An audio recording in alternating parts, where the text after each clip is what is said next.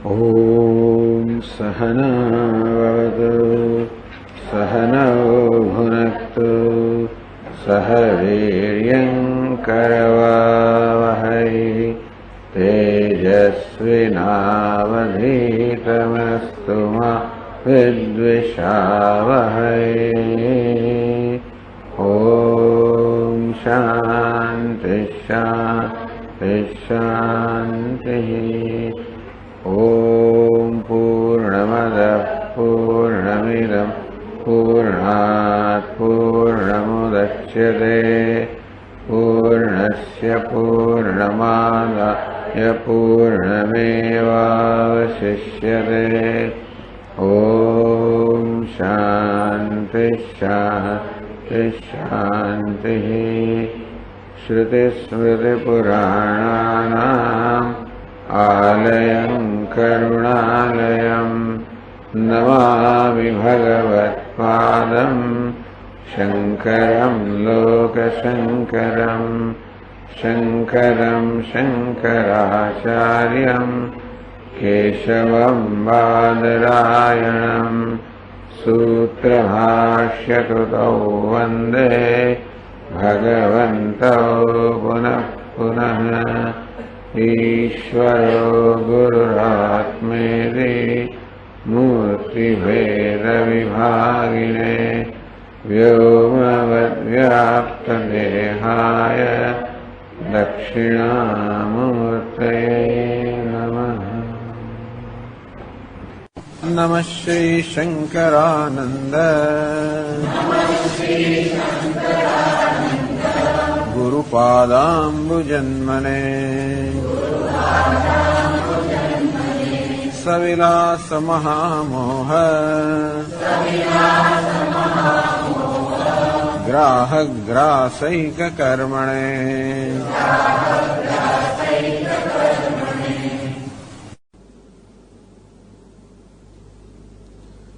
પંચદશીમાં હવે 11મું પ્રકરણનો પ્રારંભ થાય છે. છેલ્લા 5 પ્રકરણ પંચદશી. પંચદશ એટલે કે 15. પંચદશી એટલે 15 જેના પ્રકરણ છે એ ગ્રંથને પંચદશી કહે છે.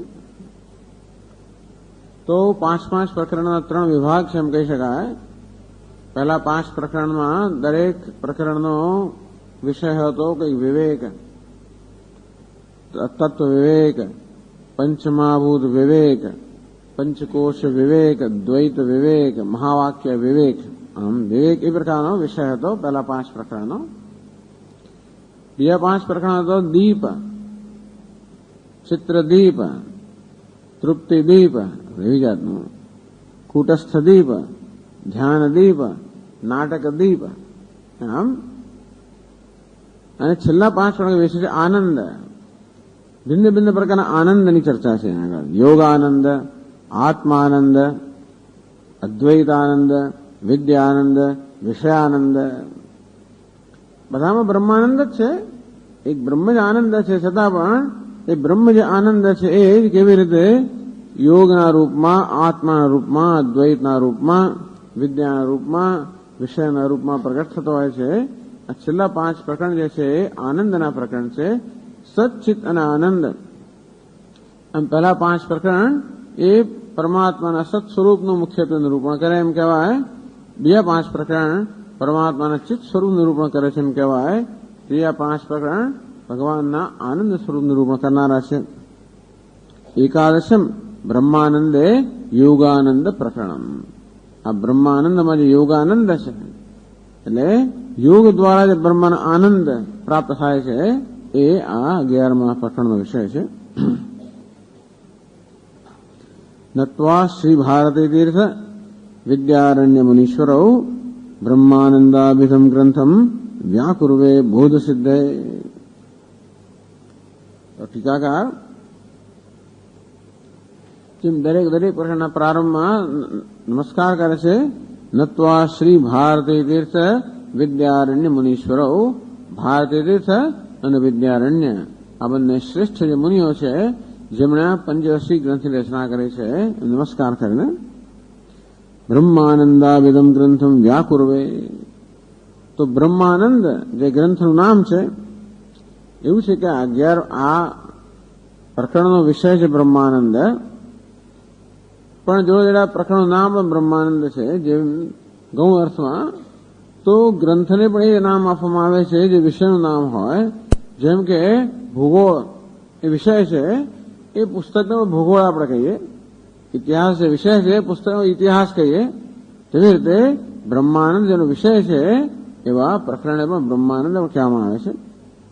બ્રહ્માનંદાભિધમ ગ્રંથમ, બ્રહ્માનંદ જેનું નામ છે એવા ગ્રંથનું હું વ્યાખ્યા કરું છું બોધ સિદ્ધે, જ્ઞાન પ્રાપ્તિ માટે.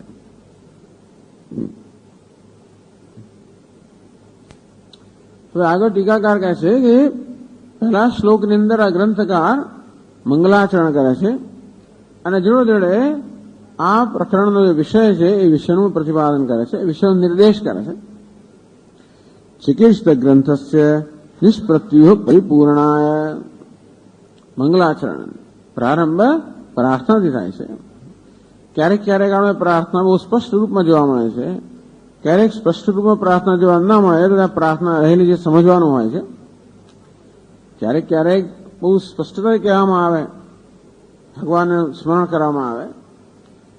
જેમ નમઃ શ્રી શંકરાનંદ ગુરુપાદાંબુજન્મને, શંકરાનંદ અમારા ગુરુ જે છે એમના ચરણ કમને નમસ્કાર કરું છું. આ નમસ્કારો મંગલાચરણ કરવામાં આવે. ક્યારેક તત્વાનુસંધાન, તત્વનું પૂર્ણમદ પૂર્ણમિદમ પૂર્ણાત પૂર્ણમુદચ્યતે તત્વના અનુસંધાનનું મંગલાચરણ કરવામાં આવે. ક્યારેક પ્રાર્થના રૂપમાં મંગલાચરણ કરવામાં આવે. અહીં એવું મંગલાચરણ સ્પષ્ટ દેખાતું નથી, પણ ભગવાનનું નામ દેવામાં આવ્યું છે. માત્ર ભગવાનનું નામ ક્યારેક દેવામાં આવે, અને નામ ત્યારે દઈ શકીએ જ્યારે આપણે પહેલા એના વિશે વિચાર કરતા હોઈએ અને ભગવાનના વિશેનો વિચાર કરવામાં આવે, એ જ મંગલાચરણ થઈ જાય. ટૂંકમાં કોઈ પણ કાર્યનો પ્રારંભ આપણે ઈશ્વરના સ્મરણથી કરવા માંગતા હોઈએ છીએ, અને તો ઈશ્વરના સ્મરણની જ આપોઆપ જ ઈશ્વર અનુગ્રહ રહેલો હોય છે. મુખ્યત્વે ઈશ્વરના અનુગ્રહની પ્રાર્થના હોય છે. નિષ્પ્રત્યુહ પરિપૂર્ણાય, જેથી જે કાર્ય અમે હાથમાં લીધેલું છે એ કાર્ય કોઈ પ્રકારના વિઘ્ન વગર પૂરું થાય, નિર્વિઘ્ન પરિસમાપ્ત થાય. પ્રત્યુહ ન તો વિઘ્ન, નિષ્પ્રત્યુહ પરિપૂર્ણાય, નિર્વિઘ્ન આ કાર્ય અર્થાત ગ્રંથની રચનાનું જે કાર્ય છે એ પૂર્ણ થાય. રચનાનું એટલું નહીં, પરંતુ ગ્રંથના પ્રકાશનનું પરંતુ એટલું જ નહીં, પરંતુ ગ્રંથ સાધકોના હાથમાં પહોંચે એટલું નહીં, પરંતુ સાધકો એને ગ્રહણ કરે એટલું નહીં, પરંતુ એ ગ્રહણ કરવા દ્વારા એ જ્ઞાન પ્રાપ્ત કરે, એમ કરીને જીવનનું કલ્યાણ કરે. બાકી લખવાનો હેતુ માત્ર પ્રકાશિત કરવાનો નથી હોતો, એ હેતુ હોય છે કે જેથી સાધકો સમક્ષ આ જ્ઞાન પહોંચે અને એમને એનો લાભ મળે. આ બધું પૂર્ણ થાય એ માટે મંગલાચરણ ઈશ્વરને પ્રાર્થના કરવામાં આવે, ઈશ્વરના અનુગ્રહની પ્રાર્થના કરવામાં આવે. જાણી છે તે પ્રમાણે પોતાનો પ્રયત્ન ઉપરાંત ઈશ્વરના અનુગ્રહની પણ આવશ્યકતા હોય છે કોઈ પણ કાર્યની સફળતા માટે. પરિપંથી કલ્મશ નિવૃત્ત, તો આ ગ્રંથમાં કઈ વિઘ્ન આવશે એવું તમને કેમ લાગે છે? શા માટે વિઘ્ન આવવું જોઈએ? શું કઈ આ બધા ગ્રહોનો એવો સ્વભાવ છે કે વિઘ્ન જ ન નાખવું? દેવતાઓનો સ્વભાવ છે કે આપણા કાર્યમાં વિઘ્ન નાખવું? પરિપંથી કલ્મશ નિવૃત્ત, તો કોઈ નહીં, મહારાજ કર્મમાં એવું કંઈક હશે જેને કારણે આ વિઘ્ન આવતું હોય છે. કલ્મશ એટલે મલિનતા, અથવા જેને આપણે પાપ કહીએ. ભૂતકાળમાં કોઈ પ્રકારના એવા અયોગ્ય કર્મ કર્યા હોય જે વર્તમાનમાં આપણને જ અવરોધરૂપ થઈ પડતા હોય છે. એટલે એવા કર્મ આપણે કદાચ જાણી જોઈને કર્યા હોય જેને કારણે અધર્મનું આચરણ થયું હોય, ધર્મનો તિરસ્કાર થયો હોય, મૂલ્યનો તિરસ્કાર થયો હોય, આ જગતમાં જે નિયતિ છે નિયતિનો તિરસ્કાર થયો હોય, અને તેથી એને કારણે એવા પ્રકારની અસર જન્મે જેથી એ જ પ્રકાર એ અસર આપણા જ માર્ગમાં આવે. આપણે નિયતનો તિરસ્કાર કર્યો તો નિયતના તિરસ્કારને પાત્ર બનીએ, ધર્મનો તિરસ્કાર કર્યો ધર્મના તિરસ્કારને પાત્ર બનીએ. જેમ સ્વામી દયાનંદ મહારાજ કહે કે ભાઈ ધર્મનું જો આપણે ઇફ યુ રબ રોંગલી તિરસ્કાર કરીએ તો આપણો તિરસ્કાર થાય. એ કહે કે કોઈ બહુ પેલું વૃક્ષ હોય, બહુ 50-60 વર્ષ જૂનું મોટું ફૂલેલું ફાલેલું વૃક્ષ હોય, અને એ વૃક્ષના ઉપર એનું જે શું કહેવાય એનું થડ જે છે એ થડની ઉપર છાલ, એ છાલ તો એવી થઈ ગઈ હોય. ધારો કે આપણે આપણા શરીરને ઘસીએ છાલ સાથે, આપણો બરડો ઘસીએ શર્ટ બર્ટ પહેર્યા વગર, તો શું થાય? છાલને કશું ના થાય, આપણને એકદમ ઉઝાડા પડી ગયા ને. તો જેવી રીતે એવી છાલ સાથે આપણા શરીરને ઘસવાથી ઉઝાડા પડે, તેવી રીતે ધર્મ સાથે પણ આપણે ઘસવાથી અર્થાત ધર્મનો તિરસ્કાર કરવાથી ઉઝાડા પડે.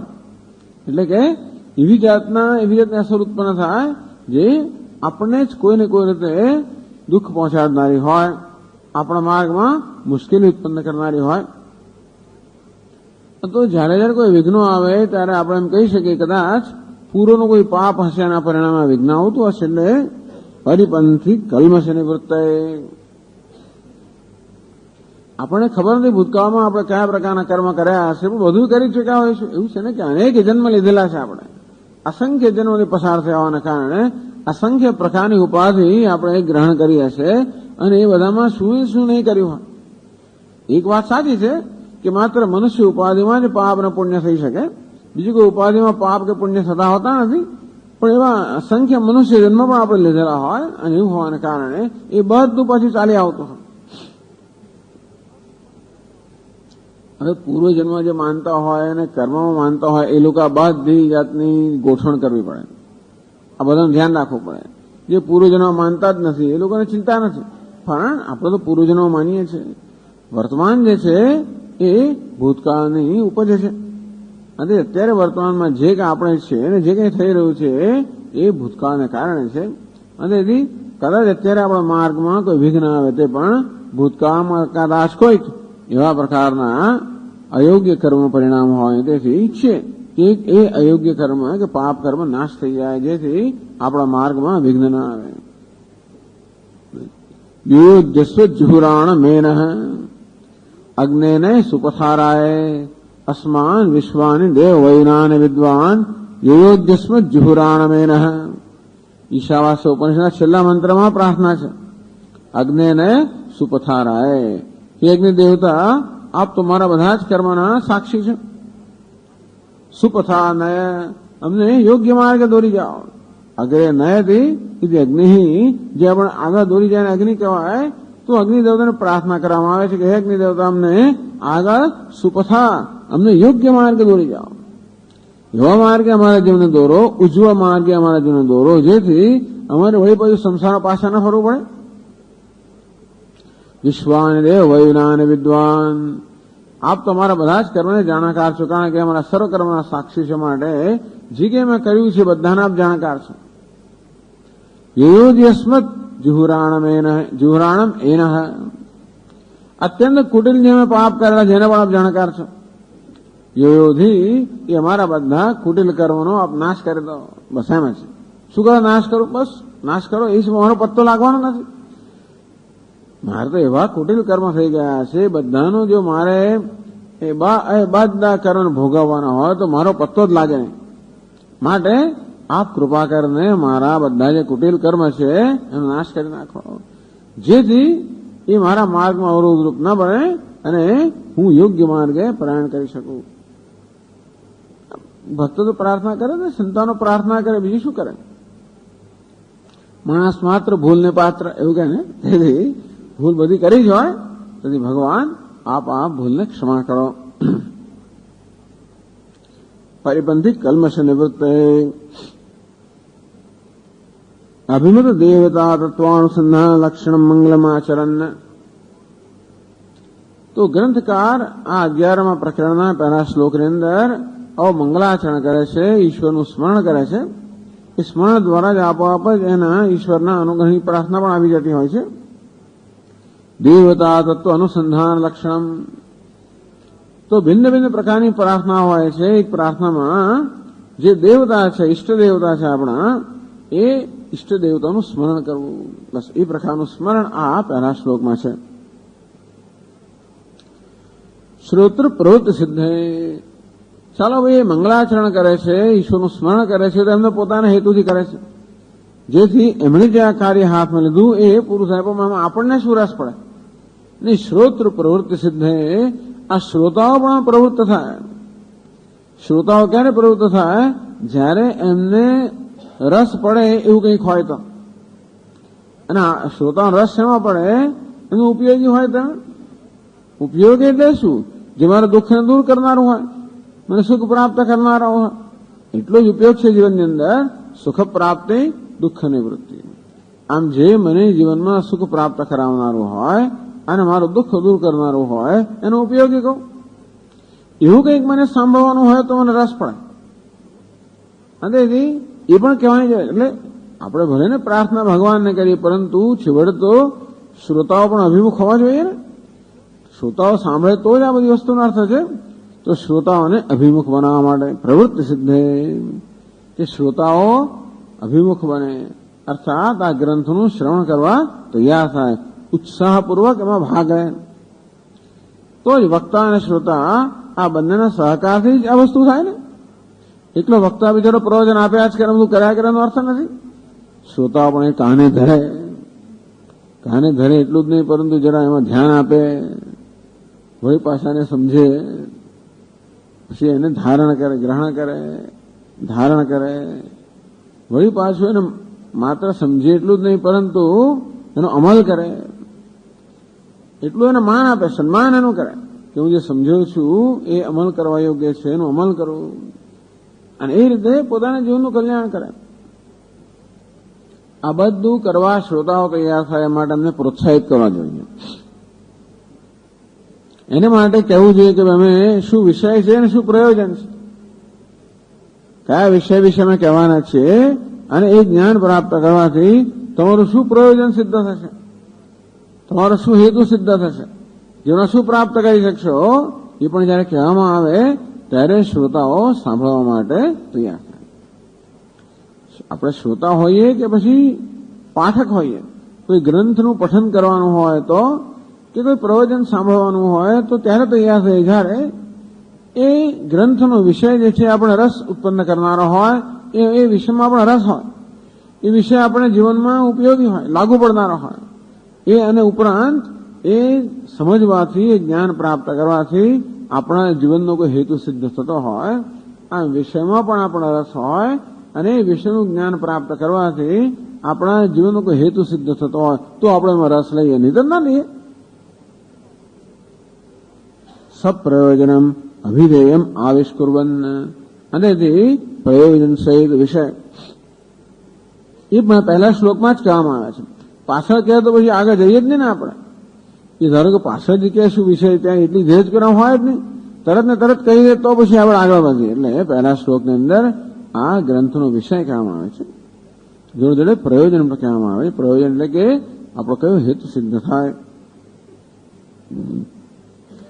એ બધું કરતા કરતા ગ્રંથારંભમ પ્રતિજાનીતે, કે પોતે ગ્રંથનો આરંભ કરે છે એવી પ્રતિજ્ઞા કરે. કેટલી વસ્તુઓ સિદ્ધ કરે છે એક જ શ્લોકની અંદર. પહેલા તો ઈશ્વરના સ્મરણ રૂપી મંગલાચરણ કરે છે. બીજું પોતે આ પ્રકરણમાં શું કહેવાના છે એની પ્રતિજ્ઞા કરે છે. અને જોડે જોડે શ્રોતાઓની રુચિ ઉત્પન્ન કરવા માટે આનો વિષય શું છે અને પ્રયોજન શું છે એનું પણ કથન કરે. બધું એક શ્લોકમાં કરે છે. તો ચાલો એનો પહેલો શ્લોક છે, વાંચીએ આપણે. બ્રહ્માનંદમ પ્રવક્ષ્યામિ જ્ઞાતે તસ્મિન્ન શેષતઃ ઐહિકામુષ્મિકાનર્થ વ્રાતમ હિત્વા સુખાયતે.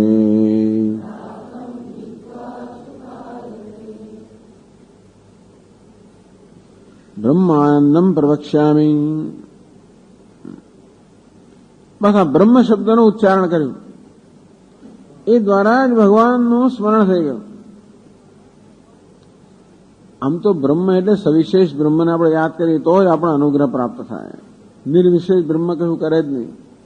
એટલે જે દેવ ઈષ્ટ દેવતા એટલે સવિશેષ બ્રહ્મ, એ જ બ્રહ્મ અર્થાત પરમાત્મા કોઈને કોઈ પ્રકારની વિશેષતા ધારણ કરે. સર્જક બને, પાલક બને, સંહારક બને, વિઘ્નહર્તા બને, ત્યારે પછી એ આપણને આપણા પર અનુગ્રહ કરે.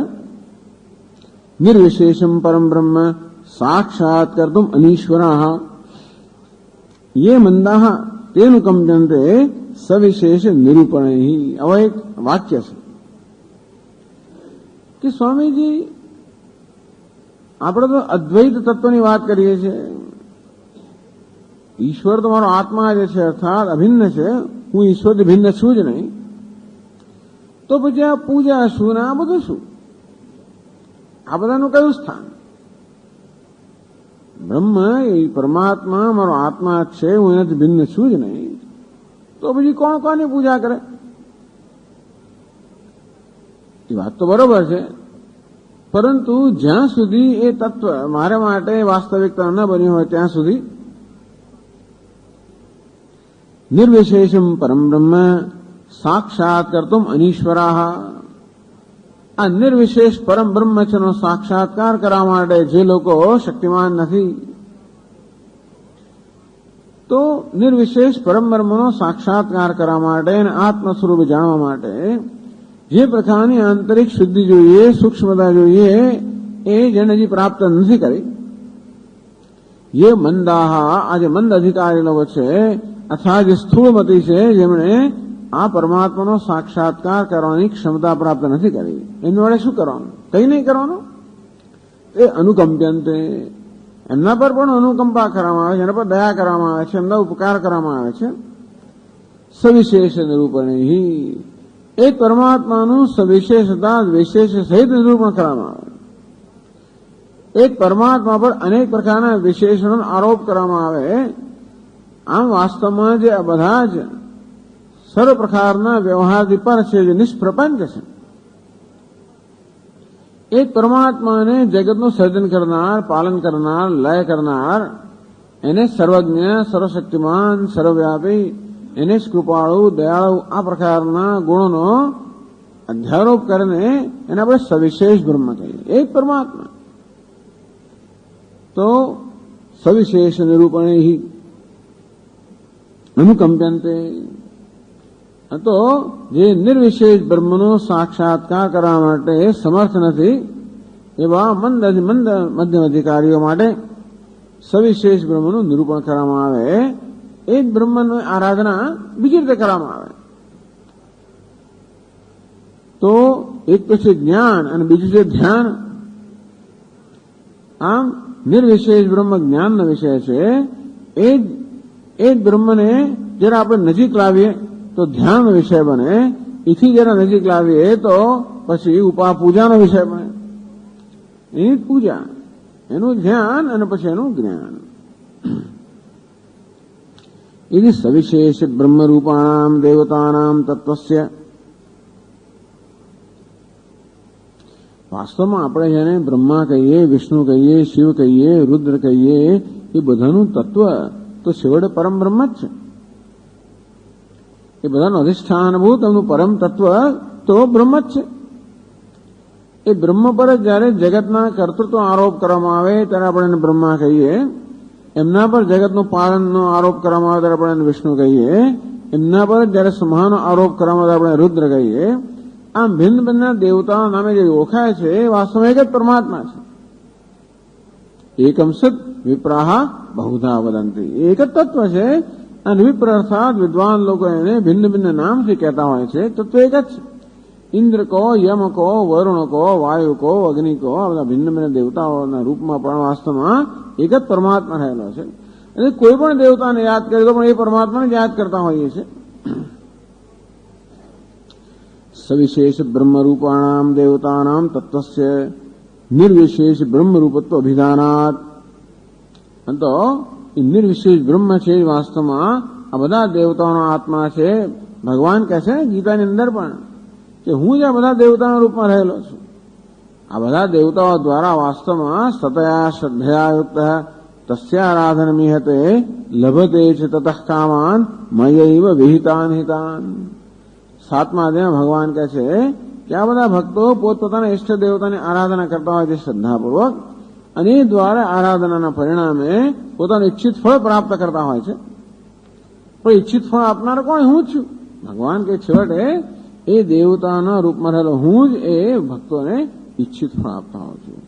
એટલે વાસ્તવમાં એક જ પરમાત્મા છે એ જે ભિન્ન ભિન્ન દેવતાના રૂપમાં રહેલા છે. એના માટે આપણે કોઈ આપણા ઈષ્ટ દેવતાનું અનુસંધાન કરીએ તો પણ એ પરમાત્માનું અનુસંધાન છે.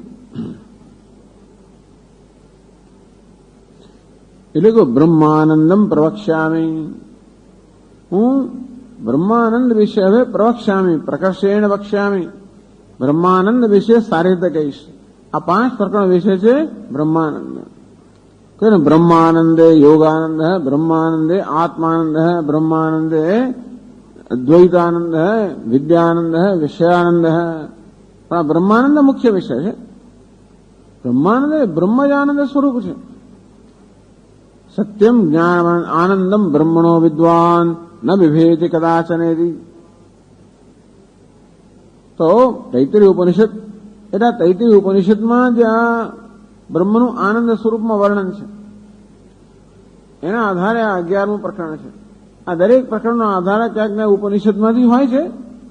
તો 11મા પ્રકરણનો જે આધાર જે છે તો ઉપનિષદમાં બ્રહ્મનું આનંદ સ્વરૂપ જે નિરૂપણ કરવામાં આવ્યું છે એ જ 11મા પ્રકરણનો આધાર છે. આનંદમ બ્રહ્મણો વિદ્વાન અથવા આનંદો બ્રહ્મેતિ વ્યજાનાત. ભૃગુવલ્લીમાં કહ્યું આનંદો બ્રહ્મેતિ વ્યજાનાત. આ ભૃગુને જ્ઞાન થયું કે આનંદ વાસ્તવમાં બ્રહ્મ છે. આનંદમ બ્રહ્મણો વિદ્વાન ન વિભેતિ કદાચનેદી. આ બ્રહ્મ આનંદ સ્વરૂપ છે એનું જ્ઞાન પ્રાપ્ત કરીને સર્વ ભયથી મુક્ત થઈ જાય છે. આ ટૂંકમાં ઉપનિષદમાં બ્રહ્મને આનંદ સ્વરૂપ બતાવવામાં આવ્યું છે.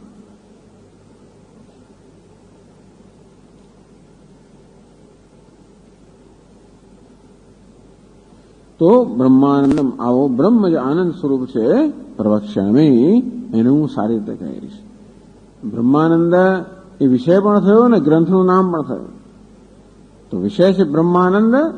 આ ગ્રંથ જેમાં વિશ્વ નિરૂપણ છે એ ગ્રંથને પણ બ્રહ્માનંદ કહેવાય. તો બ્રહ્મ જે આનંદ છે બ્રહ્માનંદને, અને આ બ્રહ્માનંદ જે વિષય છે એ બધાનું પણ હું સારી રીતે નિરૂપણ કરીશ. બ્રહ્માનંદમ પ્રવક્ષ્યામિ એ પ્રતિજ્ઞા કરે. તો જ્ઞાતે તસ્મિન, આ બ્રહ્માનંદનું જયારે જ્ઞાન થાય ત્યારે ટૂંકમાં બ્રહ્મ જે આનંદ સ્વરૂપ છે ને આત્મરૂપે જાણવામાં આવે કે હું બ્રહ્મ છું, હું આનંદ સ્વરૂપ છું. આ પ્રકારે જયારે જ્ઞાન થાય ત્યારે અશેષતઃ ઐહિક આમુષ્મિક અનર્થ પ્રાપ્તમ હિત્વા સુખાયતે. આ જ્ઞાનથી 2 વસ્તુ કહેવામાં આવે. એક તો બધા અનર્થની નિવૃત્તિ, બધા દુઃખની નિવૃત્તિ અને આનંદની પ્રાપ્તિ. અમે આ મોક્ષના અર્થ વર્ણન કરવામાં આવતો હોય છે. આત્યંતિક દુઃખ નિવૃત્તિ, દુઃખની હંમેશ માટે નિવૃત્તિ. નિર્દેશ સુખ અવાપ્તિ અને અનંત આનંદની પ્રાપ્તિ. બે જુદી વસ્તુ નથી, છતાં પણ એ રીતે કહેવામાં આવે છે. નૈયાયિક લોકો આવી વ્યાખ્યા કરતા હોય છે, બધા દુઃખની નિવૃત્તિ અને આનંદની પ્રાપ્તિ. વેદાંતની લોકો તો એમ કહે કે દુઃખ નિવૃત્તિ અને આનંદની પ્રાપ્તિ એક જ વસ્તુ છે, કારણ કે આનંદ તો પ્રાપ્ત જ છે, નિત્ય પ્રાપ્ત છે. છતાં આ દુઃખનું આવરણ હોવાને કારણે અપ્રાપ્ત એવો ભાષે છે. આનંદ વાસ્તવમાં નિત્ય પ્રાપ્ત છે, પરંતુ આ દુઃખના આવરણને કારણે જાણે કે અપ્રાપ્ત હોય એવું ભાષે છે. તેથી આ દુઃખનું કે શોકનું આવરણ દૂર થઈ જાય એટલે જે પ્રાપ્ત છે એ પ્રાપ્ત થઈ જતા હોય. તેથી આનંદ પ્રાપ્ત કરવાનો નથી, પરંતુ માત્ર દુઃખનું આવરણ દૂર કરવાનું છે. અને તો બંને કહેવામાં આવ્યું, ઐહિક આમુષ્મિક અનર્થ વ્રાતમ હિત્વા. અનર્થ વ્રાત, અનર્થનો જે અનેક બધો સમૂહ છે, ઐહિક આમુષ્મિક, આ લોકમાં અને પરલોકમાં જે કે અનર્થનો સમૂહ છે એ બધો સમૂહ નષ્ટ થઈ જાય છે. સુખાય તે સુખ પ્રાપ્ત થાય છે. બ્રહ્માનંદમ બ્રહ્મ છે સૌ આનંદશ્ચૈ બ્રહ્માનંદ જે બ્રહ્મ પણ છે, જે બ્રહ્મ સ્વયં આનંદ સ્વરૂપ છે.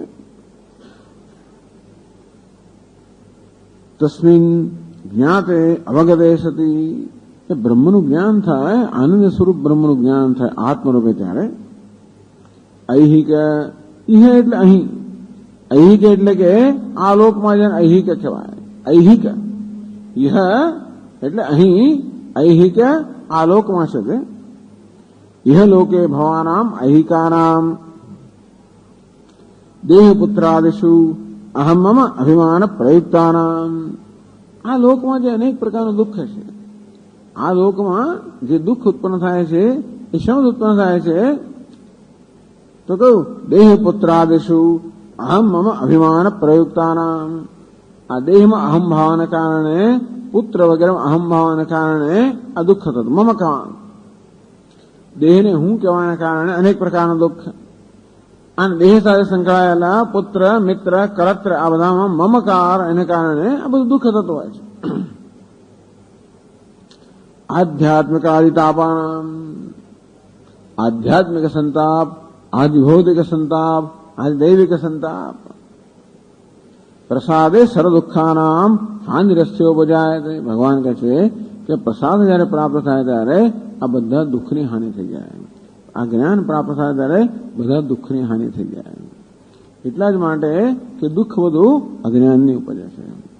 તો અજ્ઞાન દૂર થવાથી અજ્ઞાનમાંથી જન્મેલું દુઃખ પણ દૂર થઈ જાય. અજ્ઞાનની ઉપજ દુઃખ એટલે શું? અજ્ઞાનને કારણે દેહને અહમ, આ હું કેવો? દેહમાં અહમ ભાવ છે પણ આત્માના અજ્ઞાનને કારણે છે.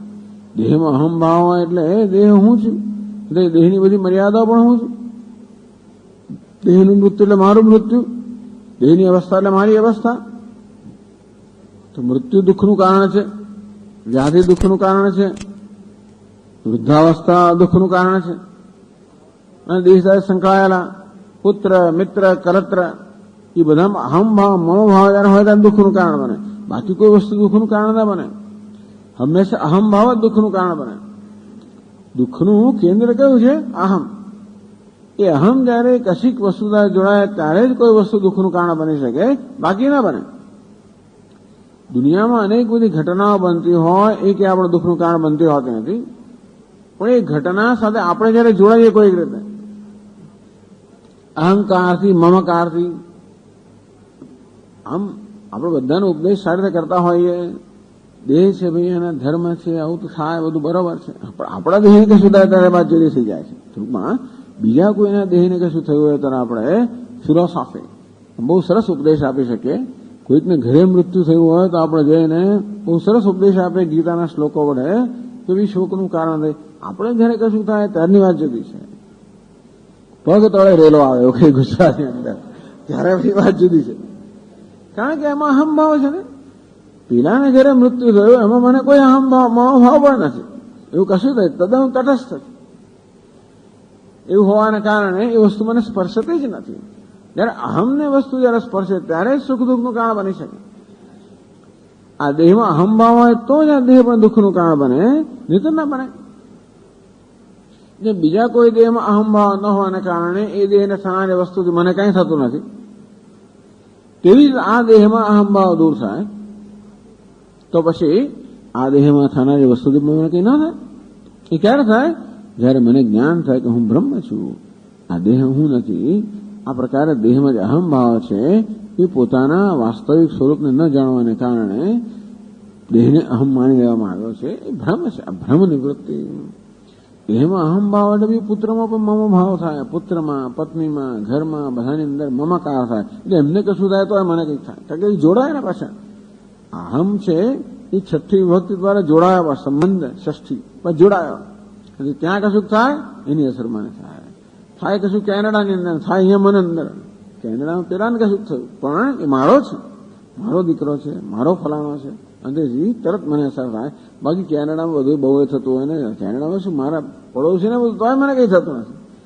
મારા પડોશમાં થાય તોય મને કંઈ ના થાય, અને બીજી બાજુ ઓસ્ટ્રેલિયામાં કંઈક થાય તોય મને અસર થાય. કેમ?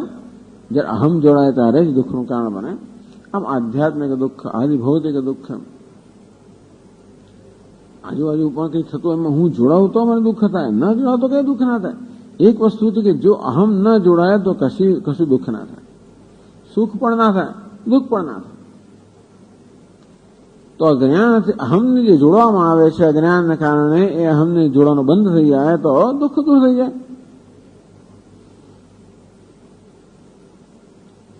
એક તો શરીરની પીડા છે. શરીરની પીડા તો જાણે પ્રારબ્ધ પ્રમાણે આવે, પણ આ જે દુઃખ આપણે કહીએ છીએ માનસિક પીડાની વાત કરીએ છીએ. માનસિક પીડા એ જે થતી હોય છે એ વધારે બહુ તકલીફ આપનારી હોય છે. શારીરિક પીડા તકલીફ આપે, પણ માનસિક પીડા છે એ બહુ તકલીફ આપનારી હોય છે. એ માનસિક પીડા જન્મે છે અહંકારને જોડવાથી. અને પછી શું થાય છે કે આ દેહમાં અહંભાવ, બહારની બધી વસ્તુઓ પછી તકલીફ કરવાની બને. સૂર્ય તકલીફ કરનારા, બધા આદિ ભૌતિક આ ચારે બાજુ જગત પણ બધું તકલીફ કરનાર બને. દેવતાઓ તકલીફ કરનારા બને. ત્યારે દેહમાં અહંભાવ હોય ત્યારે એ બધાની અસર ક્યાં? દેહ પર જ હોય. એથી આગળ વધી ના શકે એ લોકો.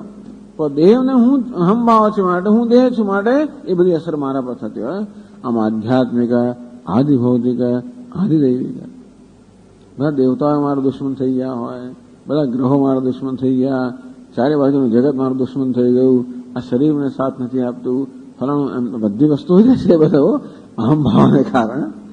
તો એ કહે છે કે તાપાણામ અને આમુષ્મિકાણામ, જે પ્રકારનું ઘણી છે એવું અમુષ પરલોકમાં પણ છે. સ્વર્ગમાં પણ સુખ કરવું છતાંય પણ એ કઈ એ પણ નિરપેક્ષ સુખ નથી, સાપેક્ષ સુખ છે. સ્વામી દયાનંદ મહારાજ કે સ્વર્ગમાં બરોબર છે, પણ ત્યાં પણ તારતમ્ય હોય પાછું. સ્વર્ગમાં જઈએ તો પણ આપણને કયા પ્રકારનું ઘર મળે, કયા પ્રકારનો ફ્લેટ મળે, ત્યાં આગળ જે પ્રકારનું પુણ્યની મૂડી આપણી પાસે એ પ્રમાણે, જેની પાસે પુણ્યની મૂડી વધારે ને મોટો ફ્લેટ મળે, ત્યાં ગયા પછી પણ પછી પેલાની પાસે મોટો ફ્લેટ છે ને, ત્યાં મોટો રથ છે ને, ત્યાં પાછા આપણે કઈ આપણી ત્યાં આગળ કયા પ્રકારની પરિસ્થિતિ છે ને, કર્મ દેવતા આપણે હોય એ તો ઇન્દ્રના આપણે રસોઈયા બનીએ અને ડ્રાઈવર બની જાય તેટલું બનીએ, એટલે ત્યાં પણ આ બધું હોય ને. ઇન્દ્ર દેવતા હોય, એનો રથ ચલાવનારો કોઈ હોય, રસોઈ કરનારો કોઈ હોય, એ દેવતાઓ જ કહેવાય કર્મ દેવતા. એવો પુણ્યના પરિણામ પ્રાપ્ત થાય. જેમ અહીંયા પણ એવું છે ને કે જે લોકો ધનવાન છે એમના ઘરે પેલો કૂતરો હોય એ પણ ખરેખર નસીબદાર કહેવાય ને. મોટા ભાગના લોકોને જે મળતા એના કરતા પેલા કૂતરા વધારે સારી ટ્રીટમેન્ટ મળતી હોય. એ પછી કૂતરો તો ખરો જ, એના કરતા નોકરને પણ વધારે સારી જગ્યા મેળવવા માટે મળતી હોય. એને બધા સર્વન્ટ્સ ક્વાર્ટર એ નોકરો માટે એમણે બનાવ્યું હોય, એ પણ બીજા બધા મોટા ભાગના લોકો કરતા વધારે સારું. પછી આ નોકર તો ખરો જ ને.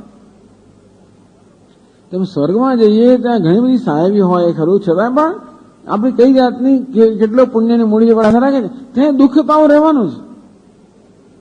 પેલો ચડિયાતો ઉતરતો આવી જાતની સરખામણી રહ્યા જ કરવાની.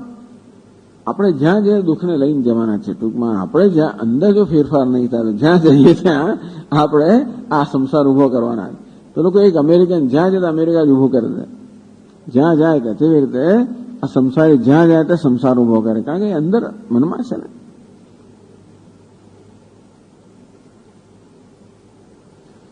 તેષામ વ્રાત સમૂહ તમ અશેષમ હિત્વા, આ લોકમાં અને પરલોકમાં જે કે દુઃખ છે કે જે કે દુઃખ હોઈ શકે એ બધાને અશેષતઃ, અશેષતઃ જ્ઞાત્વા કે અશેષતઃ હિત્વા, જ્ઞાતે તસ્મિન અશેષતઃ. તો આ બ્રહ્માનંદને કે બ્રહ્મ જે આનંદ છે એને આત્મ સ્વરૂપે જાણીને આ લોકમાં અને પરલોકમાં દુઃખનો જે બધો સમૂહ છે અશેષતઃ, કોઈ પ્રકારનો શેષ બાકી રાખ્યા વગર સંપૂર્ણપણે હિત્વા, તો એનો પૂરેપૂરો ત્યાગ થઈ જાય છે. સુખાયતે સુખરૂપમ ભવતી, સુખી બને છે, સુખને પ્રાપ્ત કરે છે. દુઃખનો સંપૂર્ણ રીતે નાશ કરીને સુખને પ્રાપ્ત કરે છે. શું કરવાથી? આ બ્રહ્માંડને જાણવા છે, બસ આટલું જ કહ્યું. જ્ઞાતે તસ્મિન બ્રહ્માનંદમ પ્રવક્ષ્યામિ જ્ઞાતે તસ્મિન. હું હવે આ પ્રકરણની અંદર બ્રહ્માનંદનું નિરૂપણ કરીશ. શામાં નિરૂપણ કરશો? તસ્મિન જ્ઞાતે, એ બ્રહ્માનંદનું જ્ઞાન થવાથી. એ બ્રહ્માનંદનું જ્ઞાન કેવું થાય? તો બ્રહ્માનંદ નામનો ગ્રંથ છે, એ ગ્રંથના જ્ઞાન એ ગ્રંથનું જ્ઞાન થવાથી એનું વિષય બ્રહ્માનંદ, એનું જ્ઞાન થાય. જેમ ઇતિહાસ નામનો ગ્રંથ છે એનું જ્ઞાન થાય ત્યારે ઇતિહાસ નામના વિષયનું જ્ઞાન થાય, તેવી રીતે આ બ્રહ્માનંદ નામનો જે ગ્રંથ છે એના જ્ઞાનથી બ્રહ્માંડ વિષય છે એનું જ્ઞાન થાય. એમ થવાથી આ લોકમાં અને પરલોકમાં જે અનેક પ્રકારના દુઃખ છે બધા દુઃખનો સમૂહ દૂર થઈ જાય અને સુખની પ્રાપ્તિ થાય. એમ કરીને વિષય પણ કયો પ્રયોજન પણ કહ્યું. વિષય કયો છે? બ્રહ્માનંદ. પ્રયોજન શું? જેને જાણવાથી બધા દુઃખની નિવૃત્તિ થઈ જાય અને સુખની પ્રાપ્તિ થાય. સંબંધ પણ કયો? સંબંધ તો છે જ. તો અભિધેય, અભિધાયક આ ગ્રંથ છે એ વળી એનો આ ગ્રંથનું પ્રતિપાદન કરનાર છે. શું પ્રતિપાદક પ્રતિપાદ એવો સંબંધ છે. અથવા તો બીજો મહત્વનો સંબંધ એ છે કે જ્ઞાતે અશેષતઃ દુઃખ વ્રાતમ હિત્વા. માત્ર જ્ઞાનથી જ બધું દુઃખ દૂર થઈ જાય છે. એ મહત્વની વસ્તુ છે. બ્રહ્માનંદના જ્ઞાનથી બધું દુઃખ દૂર થઈ જાય. જ્ઞાન પ્રાપ્ત કર્યા પછી કરવાની જરૂર નથી. એ મહત્વની વસ્તુ છે. સંબંધ કે જ્ઞાનથી જ દુઃખ દૂર થાય. જ્ઞાન જ દુઃખ દૂર કરવાનું અને સુખ પ્રાપ્તિનું સાધન છે. અધિકારી કોણ છે? જેને દુઃખ દૂર કરવું છે તે અને સુખ પ્રાપ્ત. એ તો બધાને કરવું સ્વામીજી. ના, પૈસા જરાક આગળ. દુઃખ દૂર કરવાની બધા તો ઈચ્છા હોય, સુખની પ્રાપ્તિની પણ ઈચ્છા હોય, છતાં પણ એ પ્રકારની પરિપક્વતા એને પ્રાપ્ત થઈ છે કે આ દુઃખ તો અજ્ઞાનમાંથી જન્મેલું છે અને જ્ઞાનથી દૂર થાય. આ પ્રકારની સમજ જેનામાં છે એ અધિકારી બન્યા. એ પ્રકારની સમજ જેના ઉત્પન્ન થઈ છે કે જે કંઈ જીવનમાં દુઃખ છે બધું અજ્ઞાનની ઉપજ છે. જ્ઞાનથી જ બધું દુઃખ દૂર થાય અને બીજા કશાય દુઃખ દૂર થાય પણ નહીં. એ સાચી વસ્તુ હોય તેનો મળે સાચો ઉપાય હોય, તો વસ્તુ ખોટી હોય તેનો મળે ઉપાય કેવો હોય? સાચે સાચો સાપ હોય તો કંઈક લાકડી તમે ફટકારો આમ તેમ કરો તો ભાગી જાય. કોઈ રજ્જુ સર્પ હોય તો ગમે તેમ કરી તો પણ ના જાય, કારણ કે એ અજ્ઞાનમાં જન્મેલો છે. માટે જ્ઞાનથી જ દૂર થાય. તેમ જીવનમાં જે કંઈ શોક છે બધું અજ્ઞાનમાં જન્મ્યા હોવાના કારણે એ જ્ઞાનથી જ દૂર થાય. આવી જાતની સમજ જેના ઉત્પન્ન થઈ છે એ સમજને કારણે જ્ઞાન જેના માટે મૂલ્યવાન બન્યું છે. મૂલ્યનું મૂલ્ય તો જીવનમાં મૂલ્યો છે. કોઈ વસ્તુ મૂલ્યવાન છે એટલું પૂરતું નથી, પણ મારા માટે મૂલ્યવાન બનવી જોઈએ. ભલે ને મોટો મૂલ્યવાન હીરો હોય, પણ મને ત્યાં કાચનો ટુકડો દેખાતો હોય તો એની કોઈ કિંમત નથી. પણ હીરો છે અને હું એને હીરા તરીકે પારખું છું. તેમ જ્ઞાન તો ભલે ને રહ્યું, પણ એ જ્ઞાન જયારે મારા માટે મૂલ્યવાન બને ત્યારે જ પછી એ જ્ઞાનમાં મને રસ જાગૃત થાય. તો તેથી આ ગ્રંથનો અધિકારી કોણ છે? જેને માટે જ્ઞાન મૂલ્યવાન છે. ખરેખર તો આપણા જો એક જ વસ્તુ મૂલ્યવાન છે, આપણે પોતે. બધાને માટે સૌથી મૂલ્યવાન કોણ? પોતે. પણ જયારે એમ લાગે કે ભાઈ એ પોતાના જ્ઞાનથી આ જન્મેલું છે દુઃખ અને પોતાના જ્ઞાનથી એ દૂર થાય, ત્યારે પછી આત્માનું જ્ઞાન કે બ્રહ્મનું જ્ઞાન મહત્વનું બને. અને એ રીતે જેને માટે જ્ઞાન મહત્વનું બન્યું છે એ આ ગ્રંથનો અધિકારી છે, જિજ્ઞાસુ. અને એનો સંબંધ એ છે કે જ્ઞાન પ્રાપ્તિની સાથે જ દુઃખ દૂર થાય.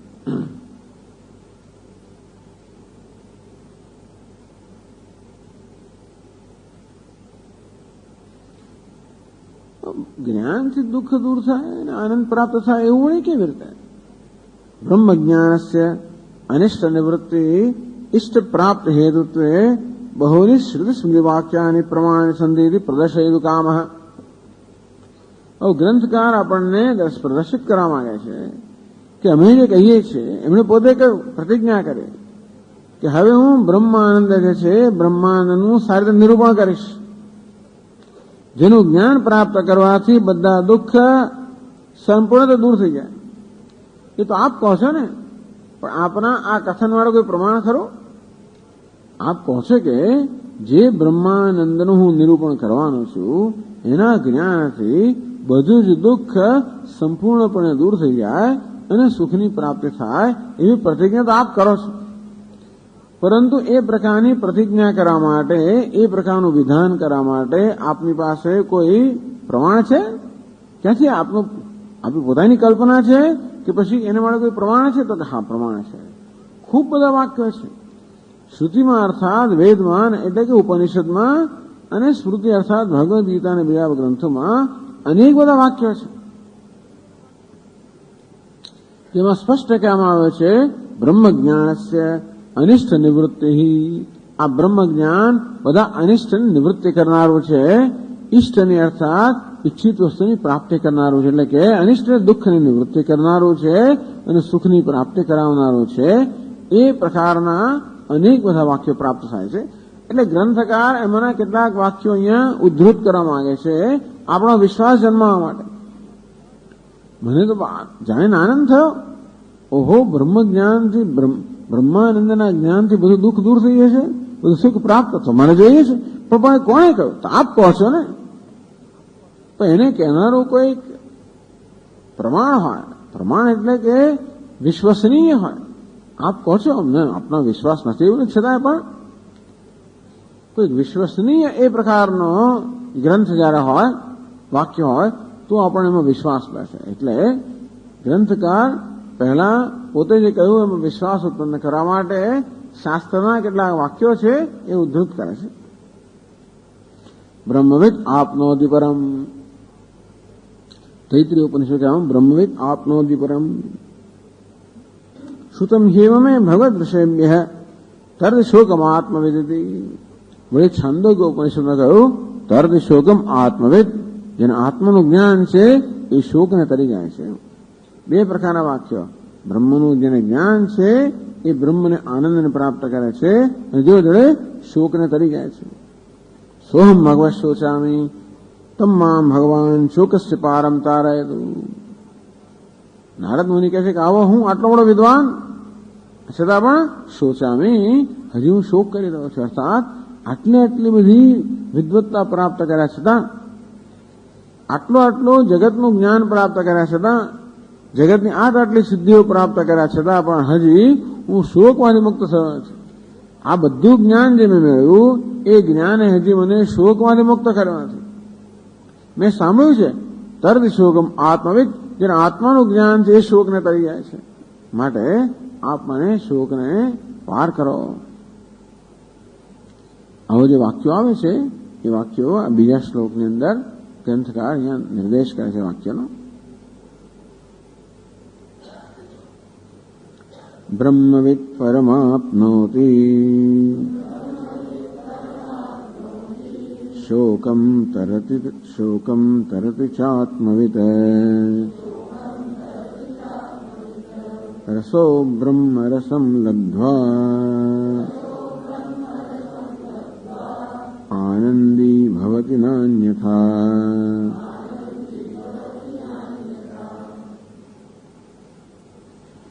બ્રહ્મવિદ પરમાપ્નોતિ. બ્રહ્મનું જેને જ્ઞાન છે એ પરમને પ્રાપ્ત કરે. બ્રહ્મવેત્તિ બ્રહ્મવિદ. બ્રહ્મનું જેને જ્ઞાન છે એને બ્રહ્મવિદ કહેવાય. બ્રહ્મવેત્તા, બ્રહ્મજ્ઞાની એટલે બ્રહ્મવિદ. પરમ આનંદ રૂપમ પ્રાપ્નોતિ. બ્રહ્મનું જ્ઞાન પ્રાપ્ત થવાથી પરમ એટલે ઉત્કૃષ્ટને પ્રાપ્ત કરે છે. ઉત્કૃષ્ટ શું? બ્રહ્મ. બ્રહ્મનું જ્ઞાન થવાથી બ્રહ્મને પ્રાપ્ત કરે છે. બ્રહ્મ પર કેવું છે? આનંદ સ્વરૂપ છે. આમ બ્રહ્મના જ્ઞાનથી આનંદને પ્રાપ્ત કરે છે. બ્રહ્મવિદ પરમાપ્નોતિ. શોકમ તર્દ છે આત્મવિદ. આત્મવિદ એવો શબ્દ. આત્માનં વેત્તિ એટલે આત્મવિદ. જેને આત્માનું જ્ઞાન છે, આત્માને જાણે છે, આત્મવિદ કહેવાય. આત્માને બ્રહ્મ ભિન્ન ભિન્ન નથી. તેથી ભૂમ શબ્દ વાચ્યમ. આ છાંદોગ્ય ઉપનિષદના 7મા અધ્યાયની અંદર ભૂમ શબ્દનો પ્રયોગ છે. બીજે બધે બ્રહ્મ શબ્દનો પ્રયોગ છે, પરંતુ એ પ્રકરણની અંદર ભૂમન શબ્દનો પ્રયોગ છે. તે ભૂમ શબ્દ વાચ્યમ. દેશ ભૂમ એટલે શું? જે વિસ્તૃત છે, સર્વ વિસ્તારને પામેલો છે. અર્થાત બધા પ્રકારની મર્યાદા મુક્ત છે. દેશ કાળ વસ્તુ પરિચ્છેદ શૂન્યમ. આમ દેશની, કાળની, વસ્તુની બધી પ્રકારની મર્યાદા મુક્ત છે એવા અત્યંત વિસ્તૃત જે છે એને ભૂમ કહેવામાં આવે. ભૂમન. તો આત્મા પણ એવો જ છે. આત્મા પણ કેવો છે? આપનોતિ. જે આત્મા જે સર્વત્ર વ્યાપ્ત છે એને પણ આત્મા કહેવાય. તર્દ શોકમ. આત્માને જાણીને શોક તને તરી જાય છે. શોકને તરી જવો એટલે સંસારને તરી જવો. સ્વસંસૃષ્ટમ પુરુષમ શોષયતિ શોક. જે પોતાના સંપર્કમાં આવે એને દુઃખ આપે. સંસાર કોને કહેવાય? સ્વસંસૃષ્ટમ પુરુષમ શોચયતી, પોતાની સાથે સંપર્કમાં આવનાર પુરુષને જે શોક ઉત્પન્ન કરે એને શોક કહેવામાં આવે. આ શોક શબ્દનો અર્થ શું છે? જે શોક ઉત્પન્ન કરનાર છે નામ શોક, એવું કહ્યું. શોક કોણ ઉત્પન્ન કરે? સંસાર. કોનામાં? પોતાના સંપર્કમાં આવનાર જે છે એમાં શોક ઉત્પન્ન કરનાર સંસાર માટે શોક શબ્દ વાપરવામાં આવ્યો. ત્યારે શોકમ આત્મવિદ, આત્મજ્ઞાની શોકને તરી જાય છે. એટલે શોકનું કારણ જે સંસાર છે એને તરી જાય છે. તમો મૂલ સંસાર, અજ્ઞાન જેનું મૂળ છે સંસાર. સમજવું જોઈએ કે સંસાર એટલે અહમ મમ ભાવ એટલે સંસાર. આ જગત સંસાર નથી, પરંતુ અહંકાર મમકાર છે સંસાર છે. કર્તૃત્વ ભોક્તૃત્વ સંસાર છે. એ આ જગત તો ભલે અજ્ઞાનની ઉપજ હોય કે ના હોય, પણ જે અહંકાર મમકાર છે, દેહ જે છે ને એ તો આને ઈશ્વરે રચેલો છે. બે પ્રકારની સૃષ્ટિ કહેવામાં આવી, ઈશ્વર સૃષ્ટિ અને જીવ સૃષ્ટિ. આ દેહ તો ઈશ્વરે રચેલો છે, પરંતુ એમાં અહમ ભાવ જે છે આપણી પોતાની સૃષ્ટિ છે. આ જગતના પદાર્થો ઈશ્વર રચેલા, પણ મમકાર જે છે તે રાગ દ્વેષ છે આપણી સૃષ્ટિ છે. અને જીવ સૃષ્ટિ છે ને એ દુઃખ ઉત્પન્ન કરનારી છે. એટલા જ માટે અભિજાતની જીવ સૃષ્ટિ ધરાવનારો મનુષ્ય, અર્થાત અહંકાર મમકાર ધરાવનારો મનુષ્ય, રાગ દ્વેષ ધરાવનારો મનુષ્ય જ્યારે આ જગતના સંપર્કમાં આવે ત્યારે જગત દુઃખ ઉત્પન્ન કરે છે, બાકી જગત દુઃખ ઉત્પન્ન ના કરે. આપણે લાઇટ સ્વિચ દબાવીએ અને પંખો ક્યારે ફરે? પંખાની અંદર મોટર હોય તો પંખો ફરે, બાકી કશું ના ફરે. સ્વિચ દબાવીએ ત્યારે બલ્બ ક્યારે પ્રકાશ આવે? એની અંદર પેલો ફિલામેન્ટ હોય ત્યારે ને. તેવી રીતે જયારે જગત કંઈક નવા સ્વિચ દબાવે, બટન દબાવે ત્યારે દુઃખ મને ક્યાં આવે? અંદર કઈ ફિલામેન્ટ હોય ત્યારે. અહંકાર મમકાર હોય, રાગ દ્વેષ હોય, તો રાગ દ્વેષ સહિતનો મનુષ્ય જે છે એ દેહને દુઃખ આપે છે. સંસાર બધાને દુઃખ નથી આપતો. સંસાર કોને દુઃખ આપે? કયા મનુષ્યને દુઃખ આપે? જે મનુષ્યમાં રાગ દ્વેષ છે. એ રાગ દ્વેષ ક્યાંથી આવ્યા? અહંકાર મમકારમાંથી આવ્યા. એ અહંકાર મમકાર ક્યાંથી આવ્યો? તમસ અર્થાત અજ્ઞાનમાંથી આવ્યો. તો અજ્ઞાનને કારણે અવિદ્યા, અસ્મિતા, રાગ, દ્વેષ, અભિનિવેશ. અવિદ્યાને કારણે અસ્મિતા અહંકાર આવ્યો, મમકાર પણ આવે. એમાંથી રાગ અને દ્વેષ આવ્યામાંથી આસક્તિ આવી, ભય આવ્યો. અભિજાતનું બેગેજ, અંગ્રેજીમાં કહે બેગેજ, અભિજાતનો સામાન. આપણે છે ને જન્મીને ત્યારે જાત જાતનો સામાન લઈને આવતા હોઈએ છીએ. જેમ ટ્રેનમાં જે સામાન બાંધેલો હોય ને બધો, પછી એક ટ્રેનમાંથી બીજી ટ્રેનમાં જઈએ જંકશનમાં, ત્યારે બધો સામાન લઈને જઈએ. તેવી રીતે આપણે જયારે અહીંયા આવ્યા દુનિયાની અંદર બધો સામાન લઈને આવ્યા છે. આમ લાગે કે આપણે એમનેમાં જન્મ્યા છે, કશું નિર્દોષ કંઈ, પણ બધું સામાન લઈને જન્મ્યા. એ ધીમે ધીમે પ્રગટ થતો જાય. જેમ જેમ આપણે મોટા થતા જઈએ તેમ તેમ એ સામાન પ્રગટ થતો જાય. કેમ તો શું શું છે ત્યારે ખબર પડે કે આવું છે ને.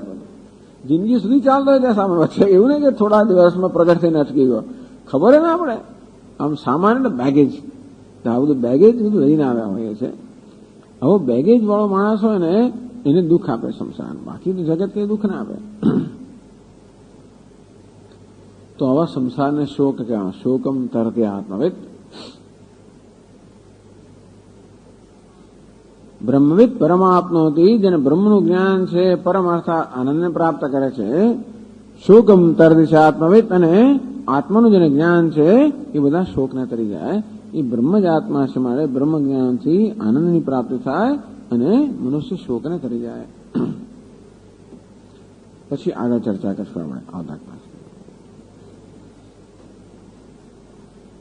ઓમ પૂર્ણમદ પૂર્ણમિદમ પૂર્ણાત પૂર્ણમુદચ્યતે પૂર્ણસ્ય પૂર્ણમાદાય પૂર્ણમેવાવશિષ્યતે. ઓમ શાંતિ શાંતિ શાંતિ. શંકરં શંકરાચાર્યં કેશવં બાદરાયણં સૂત્રભાષ્યકૃતૌ વંદે ભગવन्तૌ પુનઃ પુનઃ. ઈશ્વરો ગુરુરાત્મેતિ મૂર્તિભેદવિભાગિને વ્યોમવદ્વ્યાપ્તદેહાય દક્ષિણામૂર્તયે